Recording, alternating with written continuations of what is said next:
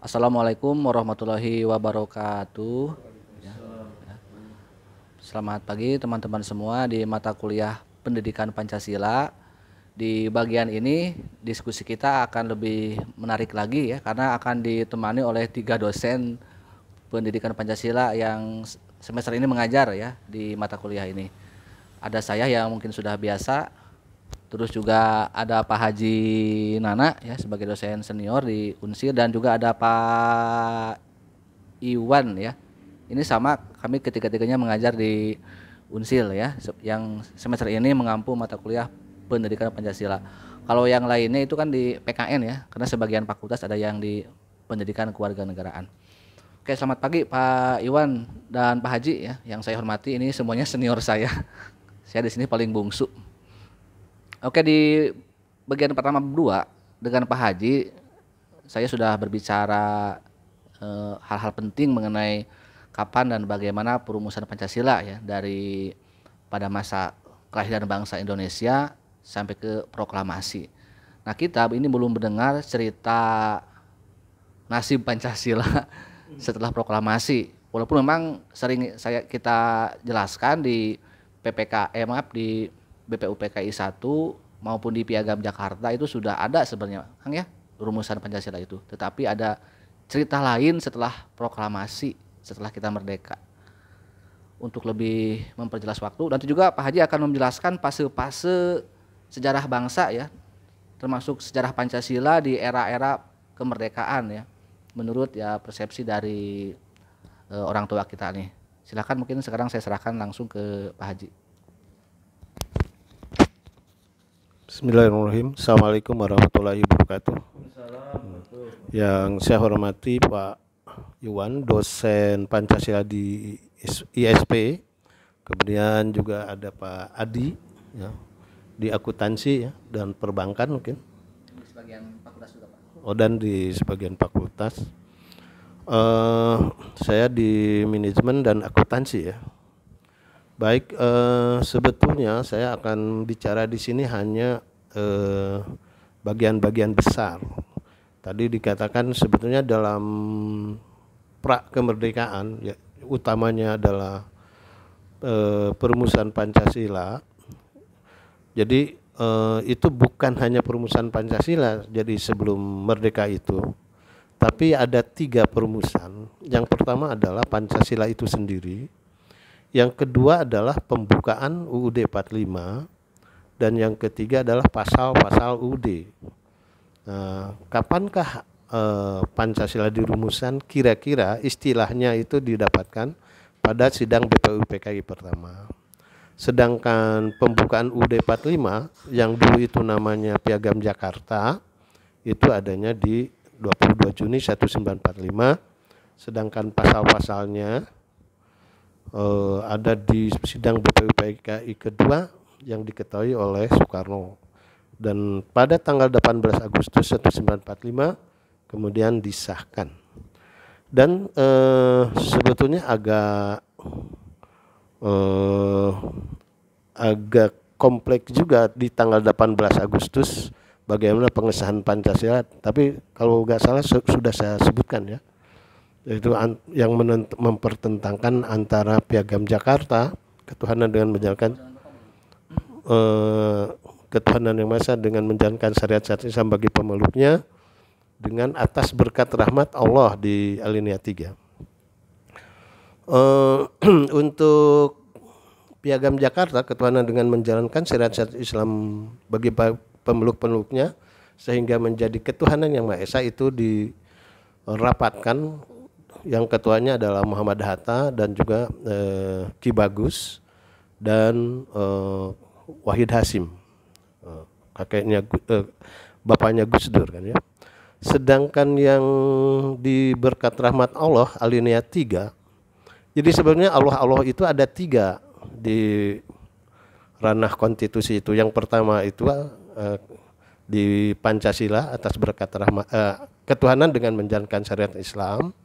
Yang kedua adalah di pembukaan alinea 3 atas berkat rahmat Allah, dan satu lagi sebetulnya sumpah presiden, tapi masih satu lagi adalah syarat jadi presiden. Syarat jadi presiden itu pasal 6 adalah harus orang Islam. Tapi itu di tanggal 18 Agustus dihapus. Mengapa dihapus? Karena sudah cukup dengan kalimat sumpah presiden, yaitu atas berkat rahmat Allah, yang artinya sebetulnya gak boleh, mohon maaf pada non-Islam, gak boleh non-Islam itu menjadi presiden karena sumpahnya harus demi Allah. Mengenai atas berkat rahmat Allah, nah ketika Soekarno menyebutkan atas berkat rahmat Allah yang ada di pembukaan alinea 3, ada yang usul di dalam hal ini adalah dari Bali, yaitu I Ketut Puje, dan juga dari Maluku namanya Ratu Halhari. Kata beliau, saya tidak mengerti dengan atas berkat rahmat Allah karena saya agamanya bukan agama Islam. Oleh karena itu mohon atas berkat Allah itu diganti saja dengan atas berkat Tuhan yang Maha Kuasa. Namun pada pengesahannya pas ketuk palu, Soekarno itu lupa, sehingga atas berkat rahmat Allah itu sampai sekarang masih ada. Nah, oleh karena itu di tanggal 18 Agustus itu hari Sabtu itu ya, Latu Harali dan I Ketut Puje itu berdiri mengkritik Soekarno. Kata beliau itu begini, tadi saya kan sudah mengusulkan bahwa alinea 3 itu harus diganti sama atas berkat Tuhan yang Maha Kuasa. Kenapa tidak? Nah, oleh karena itu kata I Ketut Puje, saya atas nama orang Timur mengatakan tidak apa-apa gitu. Jadi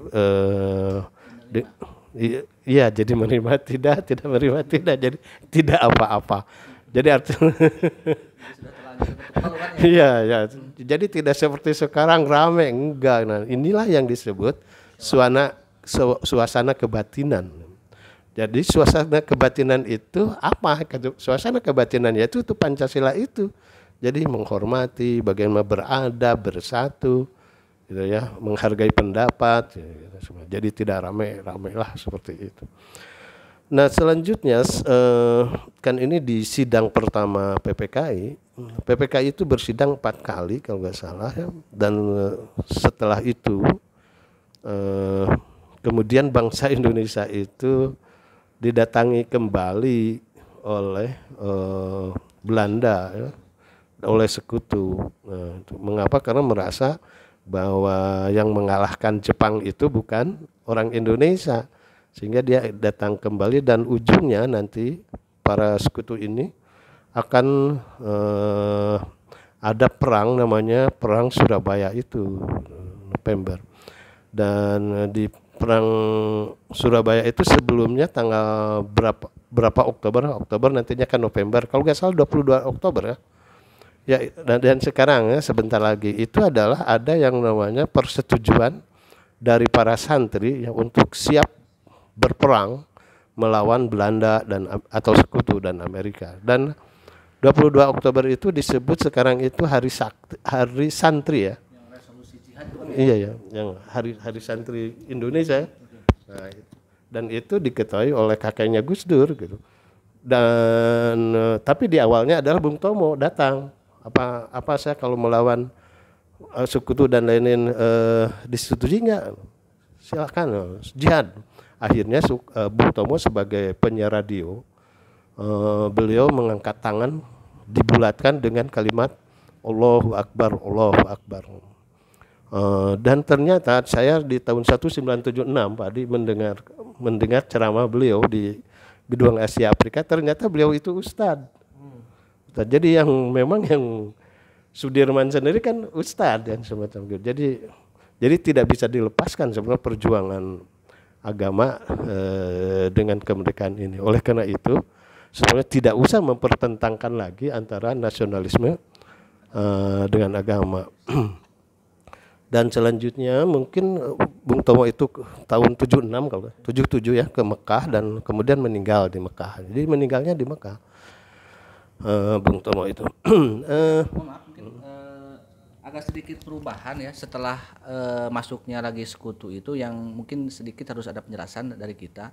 Ternyata itu berubah juga terhadap sistem ketatanegaraan ya. Karena Pancasila dan UUD 45 yang baru aja disahkan dengan konsepsi negara NKRI dan presidensil ternyata berubah setelah keluarnya maklumat. Mungkin kan alasan-alasan kenapa keluar maklumat Hatta itu ya?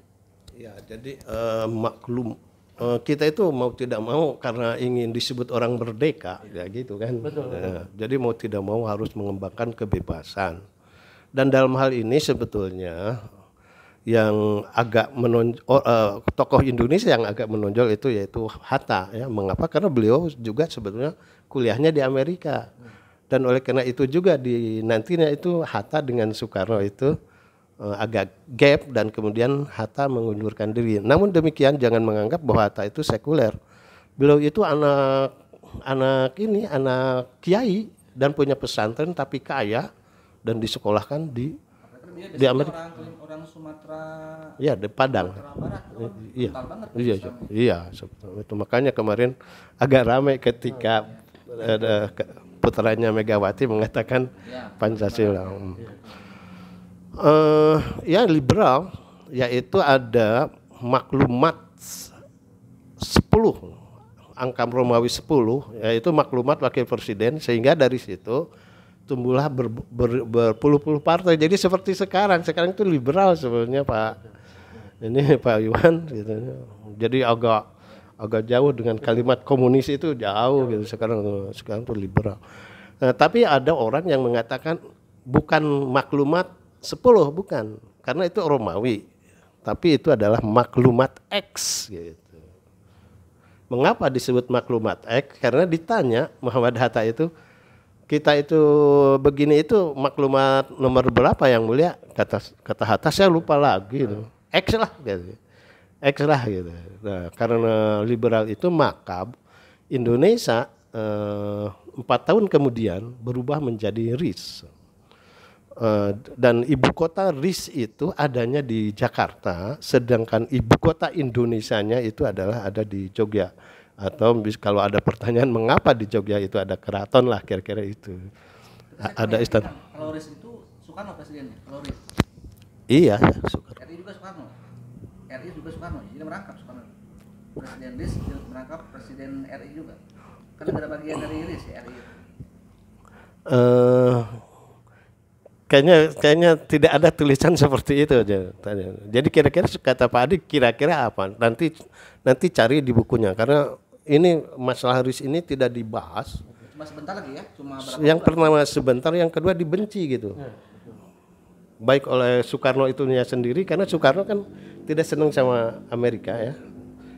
Jadi di buku-buku itu sama persis dengan Belanda itu menyerah pada Jepang tanggal 9 Maret 142. Nah ini jarang dibahas gimana gitu, karena tidak menguntungkan kita. Nah gitu. Nah ini kelemahan. Sebenarnya ini kelemahan. Mengapa? Karena di Amerika yang namanya yang anti demokratis itu punya siapa? Itu sebetulnya diagungkan. Jadi yang anti dan yang pro itu sebetulnya itu ilmu seharusnya ada gitu, semacam itu. Memang kelemahan kita. Seperti itu. Dan tapi RIS ini hanya berapa bulan ya? Desember sampai Agustus. Iya, jadi 8 bulan, 9 bulan. Ya, sekitar 8 bulan. 9 bulan ya Desember. Ya. 5 Agustus tanggal berapa? 19 Agustus 1950. Ya, jadi 49 ke 50. Itu bangsa Indonesia ingin bersatu lagi gitu. Ingin bersatu lagi. Itu usulan dari orang timur. Karena bangsa Indonesia ingin bersatu lagi, maka Pancasila RIS itu tidak berlaku lagi.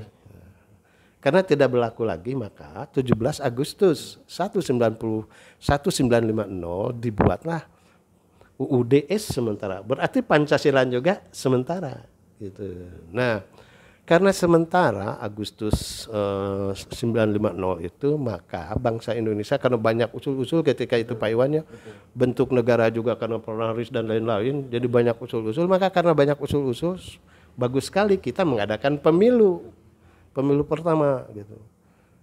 Sebetulnya ingin apa bangsa Indonesia itu gitu. Jadi jadi sekarang jangan seperti dulu lagi, banyak lagi ide-ide dan lain-lain. Dulu pernah maka diadakan pemilu, dan tapi utamanya pemilu itu untuk memilih dua ketika itu tahun November 956. Yang pertama adalah untuk memilih anggota konstituante untuk menampung aspirasi-aspirasi yang terjadi dari 50 ke 45 itu, yang 5 tahun itu. Terus yang kedua memilih DPR gitu. Dan setelah itu sudah terpilih anggota konstituantenya, dan November 56 itu kalau pemilu kan September. Sekarang saya sebelum lanjut ke pemilu 55, saya ingin menegaskan apakah memang tahun 50 itu tidak tidak terpikirkan untuk kembali lagi ke Undang-Undang 45 yang asli di tahun 50? Mungkin sebenarnya terpikirkan, tapi tidak semua. Dan oleh karena itu banyaknya kepentingan mungkin ya. Iya, makanya nanti akan muncul waktu sidang itu. Jadi memang ada yang ingin kembali ke UUD 45. Makanya sidang konstituante itu dibagi dua. November 56. Yang dibagi dua itu yaitu yang ingin kembali ke UUD 45 sebetulnya, yaitu NU PNI dan PKI gitu. Itu. Terus yang kedua adalah Masumi. Dan ini lama sekali gitu. 4 tahun iya, tiga ya. Iya. Jadi ya, tapi kalau itu terlalu diurai mungkin jadi ke sejarah ya. Iya. Buku sudah ada dicantumkan itu. Iya. Peristiwa itu. Iya. Paling langsungnya kan ke dekret lah. Iya.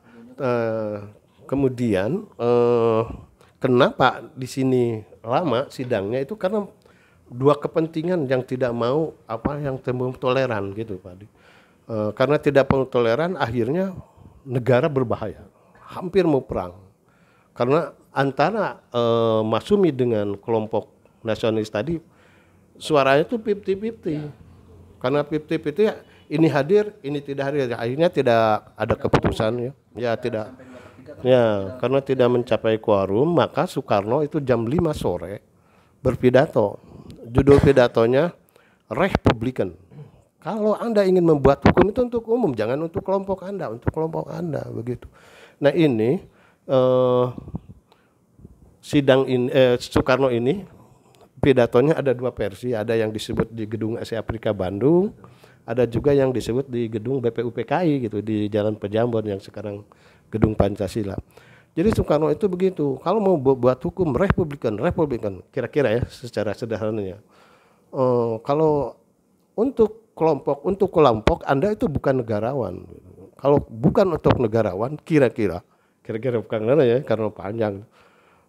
Anda bubar saja. Nah, makanya diktum dekret presiden itu adalah bubarkan konstituante, karena sudah tidak ada saling toleransi dan lain.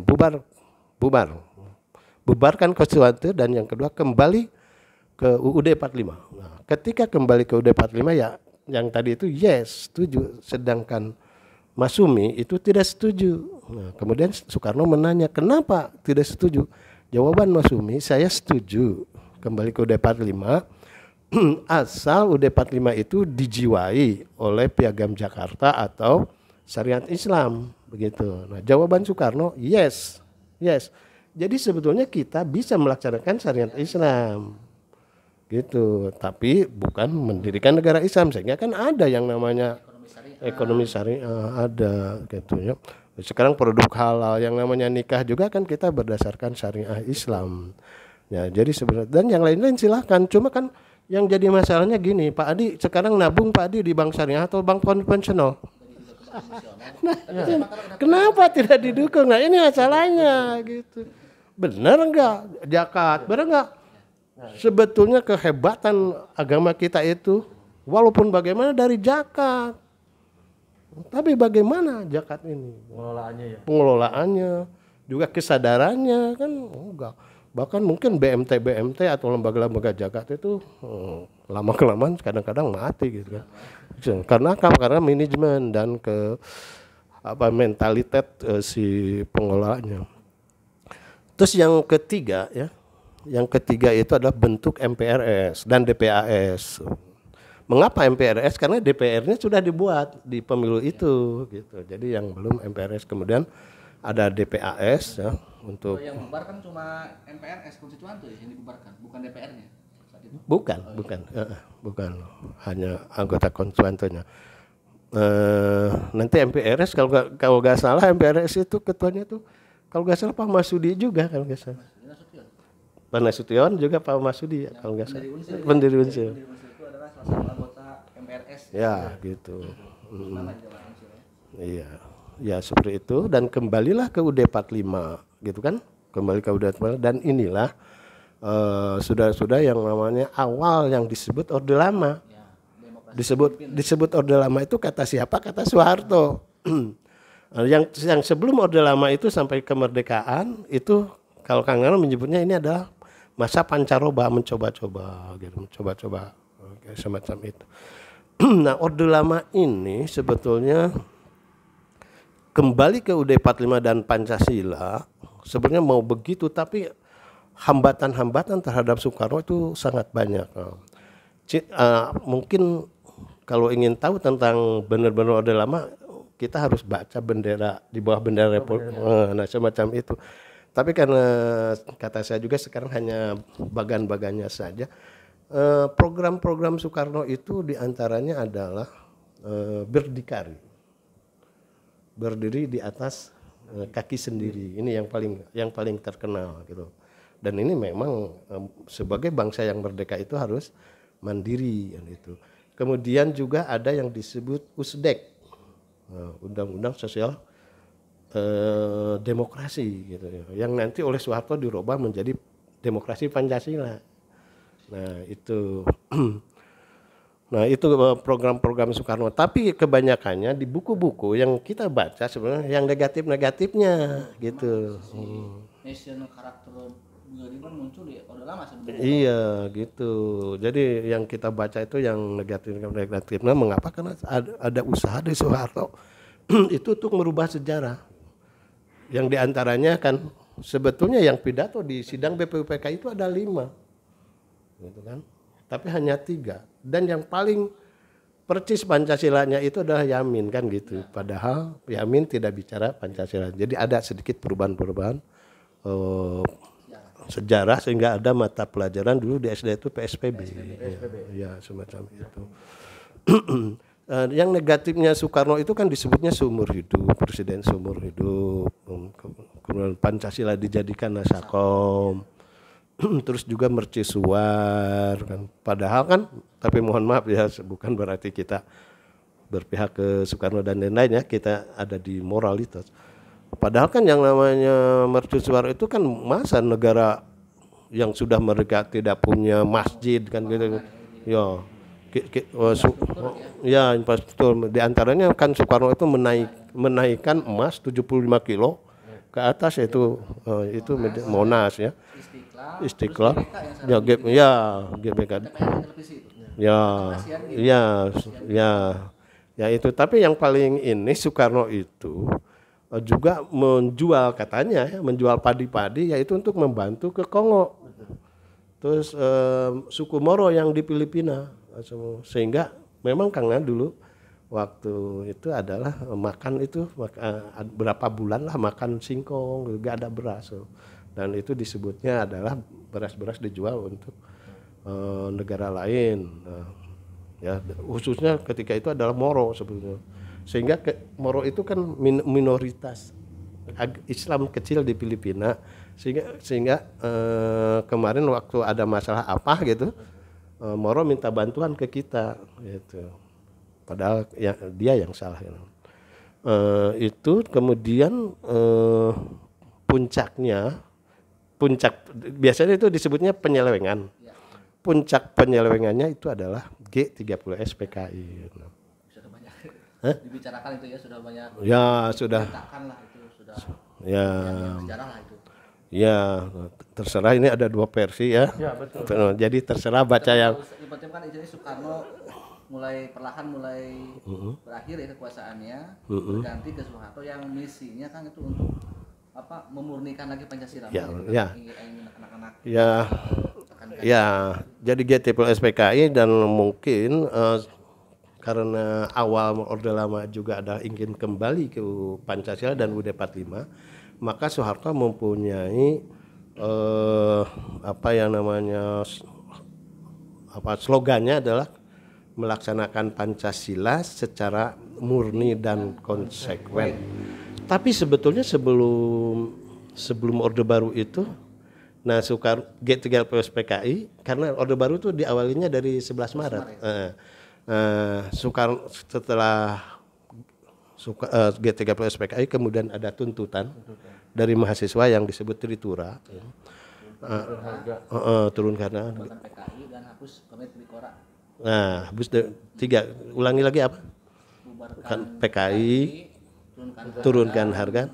Dan revisi atau Komite Trikora digantilah kabinet pemerintahan. Nah, kenapa? Karena seperti sekarang inflasi dulu itu uang 1.000 jadi Rp1. Sama dengan 98 itu, hampir sama. Iya, sekarang juga begitu, gak ada uang Rp1 bisa beli apa, gak ada. Gitu.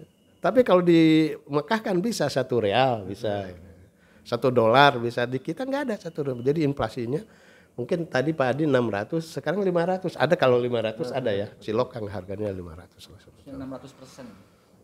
Nah, jadi ketika Trikora itu Tritura itu Soekarno mau memanggil senat-senat mahasiswa di seluruh Indonesia.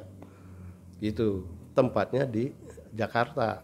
Tapi nyatanya yang datang itu bukan senat. Jadi seluruh mahasiswa dan juga lapisan masyarakat. Oleh karena itu Soekarno tidak memungkinkan untuk bicara dengan sebanyak itu. Karena tidak memungkinkan maka Soekarno dibawa oleh pesawat ya, helikopter bawa ke Bogor gitu. Nah, nanti di Istana Bogor akan datang yang 3 itu kan. Jenderal Yusuf, M. Yusuf, Amir Mahmud dan Basuki Rahmat. Dan dari situlah yang namanya 11 Maret. Super Semar. Nah, bagaimana untuk melaksanakan Pancasila secara murni dan konsekuen? Nah, ini Soeharto itu mempunyai 2 kekuatan, yaitu yang pertama Pancasila itu sendiri. Yang kedua adalah ABRI. Karena dia orang ABRI kan, angkatan kadang. Nah, mengapa ABRI diangkat oleh Soeharto? Karena katanya usulan dari Pak Nasution ketika itu, jangan sampai ABRI itu sudah keadaan begini baru diikutkan, gitu kan? Nah, oleh karena itu ABRI harus diangkat, yaitu dengan kalimat Dwi Fungsi ABRI. Nah, perlu diketahui juga dari Dwi Fungsi ABRI itu nantinya akan ada materi kuliah namanya kewiraan. Gitu. Jadi kewiraan itu dari situ. Nah, nanti kewiraan di tahun 2000 jadi PKN begitu. Nah, itu. Nah, yang tadi Pancasila itu nanti ada buku yang namanya Pedoman Penghayatan Pancasila P4. Nah, dan nanti dari P4 itu tahun 95 BP7 bekerja sama dengan Dikti. Gitu. Jadi nanti Dikti juga mengeluarkan buku yang namanya Pendidikan Pancasila dan lain-lain. Di tahun 98 sebetulnya kan Dwi Fungsi ABRI tidak ada, gitu kan, dihapus. Sebenarnya gimana nih mata pelajaran PKN itu. Kemudian juga PO4 tidak ada. Bahkan PO4 itu sebetulnya Pak Iwan ya di tahun 96 juga sebelum mau dirame. Jadi P4 itu bukunya tadi mau diganti dengan Pancawarna namanya. Ada 5 warna buku yang PO4 dipertahankan oleh, kalau nggak salah ya, dipertahankan oleh Pak Harmoko, sedangkan yang Pancawarna Pak Murdiono. Sehingga sebetulnya walaupun bagaimana Soeharto itu ketika itu sudah kurang ini. Dan tahun 97 saya itu di UGM ya, dan dapat berita bahwa Pak Presiden Soeharto kata Batututnya itu sudah tidak mau jadi presiden, tapi ada di bawah-bawahnya ingin mempertahankan itu. Nah, seperti itu sebetulnya. ciri-ciri daripada Orde Baru itu yang istimewanya. Yang istimewanya itu punya teori namanya 3 teori yang disebut trilogi. Trilogi. Ya, trilogi pembangunan yang diawali dari stabilitas nasional, pertumbuhan ekonomi dan pemerataan. Nanti periode yang lainnya pertumbuhan ekonomi, pemerataan, stabilitas nasional. Terus digeser-geser begitu oleh nanti dari trilogi itu menghasilkan GBHN. Nah, garis-garis besar haluan negara. Garis-garis besar haluan negara itu ada yang disebut jangka panjang 25 tahun, ada yang jangka menengah yaitu 5 tahun dan ada yang per tahun. Yang per tahunnya RAPB dan semacam gitu. Sebetulnya kalau dilihat dari segi itu Soeharto itu bagus. Sehingga ada sekarang diskursus untuk kembali lagi membuat GBHN. Kalau Pak Jokowi kan 9 kemarin, sekarang 5 nawacita dan sekarang 5. Dan presiden yang lain belum membuat seperti itu.